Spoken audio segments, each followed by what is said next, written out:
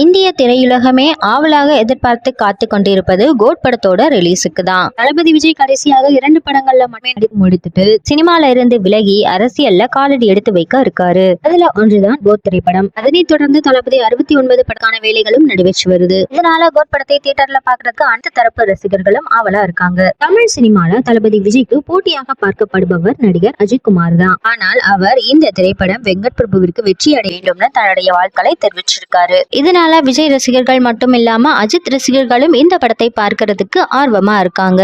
முழுக்க இந்த படத்தோட டிக்கெட் புக்கிங் ஆரம்பித்த உடனேயே மொத்தமாக காலியாகி இருக்கு. கிட்டத்தட்ட முதல் நாள் ஷோ அனைத்துமே புக் ஆகி இருக்கு. இந்த வாரம் முழுக்கவே கோட் படத்தோட டிக்கெட் புக்கிங் அனைத்தும் விற்றுவிடும் என்று திரையரங்க உரிமையாளர்களும் சொல்லிட்டு வராங்க. தமிழ் சினிமாவோட பாக்ஸ் ஆபீஸ் கிங்னா அது தளபதி விஜய் தான். அது நடிப்பில் கடைசியாக வெளியான அனைத்து திரைப்படங்களும் முதல் நாள் வசூல்ல நல்ல சாதனை படைத்திருக்கு. கோட் படத்துக்கும் எதிர்பார்ப்பு உச்சகட்டத்துல இருக்கிறதுனால முதல் நாள் வசூலில் இந்த திரைப்படம் இந்திய சினிமால புதிய வரலாறு படைக்கும்னு எதிர்பார்க்கலாம். தளபதி விஜயின் நடிப்பில் கடைசியாக வெளியான லியோ திரைப்படம் கிட்டத்தட்ட 147 கோடி ரூபாய் வசூல் செய்திருப்பதாக படக்குழுவினர் தெரிவிச்சிருக்காங்க. தமிழ் சினிமால முதல் நாளிலேயே 200 கோடி ரூபாய் வசூல் செய்த படம் சாதனையை கோட் திரைப்படம் படைக்கும்னு எதிர்பார்க்கப்படுது. விஜய் படம்னாலே முதல் நாள் முதல் ஷோ கொண்டாட்டமாகத்தான் இருக்கும். இதிலும் தளபதி விஜய் விரைவிலேயே சினிமால இருந்து விலக இருக்கிறதுனால இந்த படத்தை வேற லெவல்ல கொண்டாட ரசிகர்கள் திட்டமிட்டிருக்காங்க. அந்த கொண்டாட்டத்தை பார்க்கறதுக்காகவே பலரும் ஆர்வமா இருக்காங்க. கோட் படத்தின் வேற லெவல் கொண்டாட்டத்தை பார்க்கறதுக்கு எல்லாரும் தயாரா இருக்கீங்களா? கமெண்ட்ல போடுங்க.